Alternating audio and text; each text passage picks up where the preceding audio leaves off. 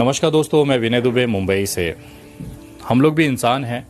सामाजिक कार्यकर्ता के तौर पे बहुत सारी जगहों पर जानी पड़ती है, वहाँ पे आवाज़ उठाना पड़ता है। लेकिन कभी भी हम ऊपर वाले से दुआ करते हैं कि इस तरह की घटनाएं न दिखाएं, क्योंकि आज जो मैं आपको जिक्र करने जा रहा हूँ वो सुनकर आपकी रूह कांप सकती है। आंसू आना स्वाभाविक है, लेकिन ये वीडियो आपको पहुँचाना भी उतना ही ज़रूरी है, क्योंकि एक मानवता को शर्मसार करती हुई घटना बिहार के सुशासन बाबू के नाक के नीचे बेतिया जिले में ये मिर्ज़ा टोला में है। यहाँ से एसपी ऑफिस मात्र 1 किलोमीटर पे है और एक 10 साल की बच्ची के साथ बहुत ही दरिंदगी के साथ रेप बलात्कार किया जाता है। उसे 2 बड़े इंसान, एक एडल्ट इंसान बहुत बुरी तरह से पीटते हैं, उसकी रीढ़ की हड्डी तोड़ते हैं, गमछे से उसका गला बांधकर उसे बेहोश करके उसे मृत समझते हैं। और उस पर भी अगर उनका दिल नहीं मानता है, उसके बाद जो हम दाढ़ी और ब्लेड बनाते हैं, उस ब्लेड की पत्ती से बच्ची का गला चीर दिया जाता है। ये कहते हुए मेरी हिम्मत टूटी जा रही है, लेकिन मैं दिखाना चाहूँगा वो घटना जो हमारे समाज का एक काला सच है। एक छोटी सी मासूम बच्ची जिसे वो रोज पिछले 4 सालों से अंकल कहती थी, अंकल समझती थी, चाचा का दर्जा दिया हुआ था। उस नीच इंसान ने ये गलत काम किया हुआ है। ये मासूम सी बच्ची और उसका परिवार, पूरा परिवार एक ऐसे सदमे में है जो शायद सदियों लग जाएगा इसे उबरने के लिए। और इस बच्ची, जो मासूम सी बच्ची है, उसके दिमागों पे जो असर है, उसे शायद इस घटना को भूलने में एक बहुत बड़ा समय लग जाएगा। लेकिन जो एहसास है वो कोई भुला नहीं सकता। आज हम उस घर में खड़े हैं जहाँ पे ये दर्दनाक हादसा घटा है। बेतिया जिले के एक छोटा सा परिवार, एक छोटी सी मासूम बच्ची, और आप उस घर की हालत देख के आप समझ सकते हैं कि किस तरह का परिवार कितनी मासूमियत के साथ अपना जीवन बसर कर रहा है और ये सारी चीज़ें हो जाती हैं। यहाँ पे आप उनकी दादी को देख सकते हैं। ये स्थिति है। आप इस पीड़ा को अगर आप समझना चाहें, मैं तो महसूस नहीं कर पाऊंगा, आपको शायद ना उसका एहसास हो, लेकिन एक बहुत ही, आपने कभी भी मुझे कभी टूटते हुए नहीं देखा है, लेकिन बहुत कम समय होता है जब मेरी भी बांधाएं, जो सीमाएं हैं, वो टूट जाती हैं।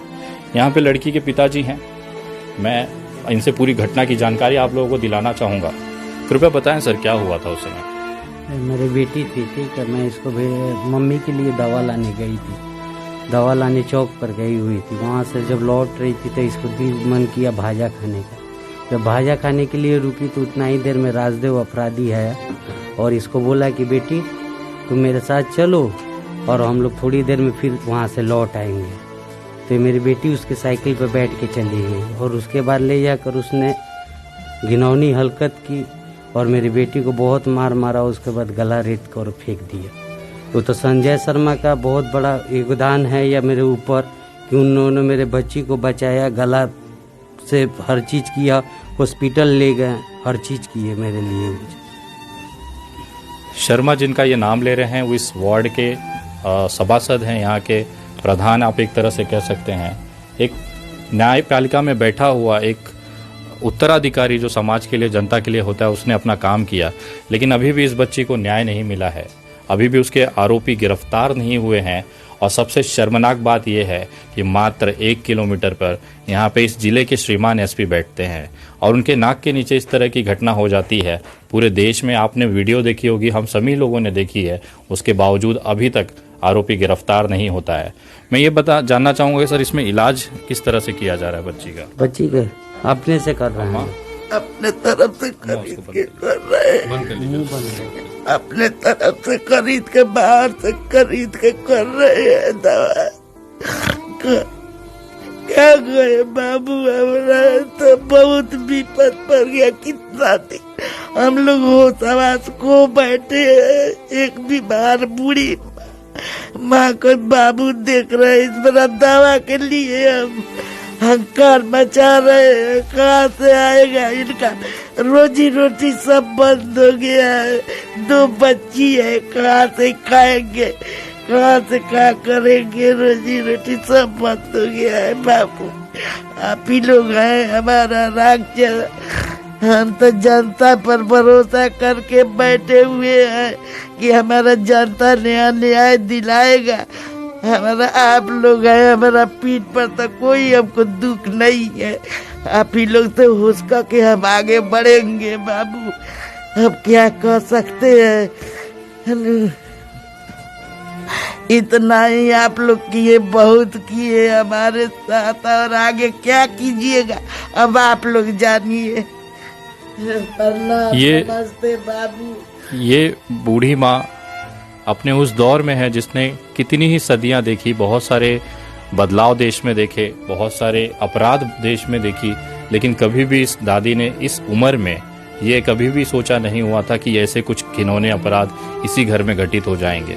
मैं आपको बताना चाहूँगा कि इस बच्ची का ये इलाज वो परिवार अपना खुद करा रहा। मैं जरा वहाँ पे आपको दिखाना चाहूँगा, ये दीवारें देखिए, आपको घर की इनकी हालत आपको समझ में आएगी और आपको एहसास होगा कि किस तरह से सरकार ने केवल खाना पूर्ति की है और एक इलाज के नाम पे सरकारी अस्पताल में टाके लगाकर। मैं आपको घाव दिखाना चाहूँगा थोड़ा सा। बच्ची मुंडी ऊपर करना, आप एक लाइट यहाँ पे शो कर। ये गले की ये हालत है, देखिए 22 टाके इस गले पे लगाए हैं। हमारे नॉर्मल हाथ से अगर पत्ती से अगर उंगली कट जाती है तो हमें कितनी पीड़ा होती है आप समझ सकते हैं। इस बच्ची का गला चीरा गया था उसी ब्लेड से। 22 टाकों के साथ ये बच्ची अभी भी अपने जीवन और मृत्यु के बीच में लड़ रही है। इसे घर लाया गया सिर्फ इसके लिए क्योंकि सरकारी अस्पताल ने अपना खाना पूर्ति करके इसे बाय बाय और टाटा बाय बाय कर दिया गया है। इस परिवार के इस बच्ची के रीढ़ की हड्डी में गंभीर चोटें आई हैं, उसके गले में गंभीर चोटें आई हैं। उसके बाद भी सरकार की तरफ से एक जो असंवेदनशीलता है उसकी पराकाष्ठा बिहार में देखने को मिल रही है। आज इनके पिताजी और ये पूरा परिवार आप लोगों से मदद के लिए अपील करना चाहता है क्योंकि इस बच्ची का इलाज बड़े अस्पतालों में किया जाना है। रीढ़ की हड्डी में इस छोटी सी मासूम की बच्ची है जिसके रीढ़ की हड्डी में बहुत गंभीर चोटें हैं, ऐसी मेडिकल रिपोर्ट में आई है, और प्लस ये जो गले में 22 टाके लगे हैं इसका इलाज होना है। लेकिन परिवार जिस तरह से लॉकडाउन और उसके बाद आर्थिक हालतों से जूझ रहा है उसी के लिए ये इनके पिताजी आप तमाम लोगों से उस मदद की अपील करते हैं जो आप अपनी बेटियों के लिए करते थे। ये कहीं ना कहीं आपकी और मेरी भी बेटी है। हमारा दायित्व तो बनता है कि कुछ भी करके इस बच्ची की जान बचाई जाए। इनके पिताजी हैं और ये उनका अकाउंट डिटेल्स है। अगर आपको लगता है तो आप इसमें ज़रूर इस बच्ची के इलाज के लिए जो भी मुमकिन है वो मदद करें क्योंकि आपका दिया हुआ एक एक रुपया कहीं ना कहीं इस बच्ची को अपने आने वाले भविष्य में सही तरीके से ज़िंदगी जीने के लिए आपको मदद ही करेगी। और सबसे इम्पॉर्टेंट एक जो मानवता है, आप सोचिए जिस तरह से हमारी बच्चियां बीमार होती हैं हम डॉक्टरों के पास उसे गोद में लेकर भागते हैं, तो कहीं ना कहीं ये भी हमारी बेटी है। इसके साथ जो गलत हुआ वो तो हुआ ही है, बट इसके आने वाले भविष्य की जिम्मेदारी अब आपकी और हमारी है। यहाँ पर बनारस से आए हुए मेरे भाई सामाजिक कार्यकर्ता बनारस वाले मिश्रा जी भी हैं। उनसे मैं पूछना चाहूँगा कि सर अगर आपके आंखों के सामने इस तरह की घटना हो तो आपकी प्रतिक्रिया क्या होगी? मैं तो मार देता विनय जी। और पहली दफ़ा मैंने आपको कभी मैंने टूट के रोते हुए नहीं देखा, लेकिन वाकई दिल भर गया। इस बच्ची की आंख में पूरा ब्लड जमा हुआ है, आप दिखा दीजिएगा। और इस बच्ची के सर में भी चोट लगा हुआ है। पहली दफ़ा आदमी अंदर से टूट करके बोल नहीं पा रहा। इतनी छोटी बच्ची हम लोगों के भी घर में है और एक बड़ी जिम्मेदारी हम लोग महसूस करते हैं। दादी अम्मा रो रही थी, लग रहा था कि हमारी माँ रो रही है। हम लोग बाप की स्थिति में हैं और इतना छोटे उम्र में इतनी बड़ी दरिंदगी के लिए कुछ कहा नहीं जा सकता। बाकी विनय जी आप जो भी अपील कर रहे हैं, विनय जी आप लोगों से या जो हमारे भाई हैं इनको ऊपर वाला ताकत दे, बच्ची को ताकत दे और बच्ची एक नया जीवन शुरुआत कर पाए, एक अच्छी जीवन शुरुआत कर पाए। इसलिए आप लोगों से निवेदन है कि जो भी हो सके इस परिवार के लिए ज़रूर हेल्प और सहयोग करिएगा। और रही नीतीश बाबू की बात, तो नीतीश बाबू अब आप अपने नाकामी को देखिए। 10 साल 9 साल 10 साल की बच्चियों के साथ इस तरीके से हो रहा है, दूसरा कोई और बच्ची ना ऐसा। इसलिए हम लोग प्रयास करते हैं। हम लोग शासन सत्ता का विरोध इसलिए नहीं करते हैं कि आपसे हमारी राजनीतिक विरोध है, लेकिन बच्चियों को तो कम से कम सुरक्षित रखिए। और अब इसकी जिंदगी आप लोगों के हाथ में है। विनय जी और हम लोग तो जितना प्रयास कर रहे हैं कर ही रहे हैं, लेकिन जिम्मेदारी अब अगली आपकी है और लोगों की है। निवेदन करना चाहूँगा कि जो भी इसमें मदद करना चाहे आगे आए, क्योंकि अब ये परिवार को आपका सहारा है। हम जो कर सकते हैं वो कर रहे हैं, बाकी आपकी इच्छा है। कहीं ना कहीं अगर आपके घर में बेटी होगी तो उसका चेहरा ज़रूर देखिएगा, आपको इस बच्चे का चेहरा जरूर नजर आएगा। जय हिंद, जय महाराष्ट्र।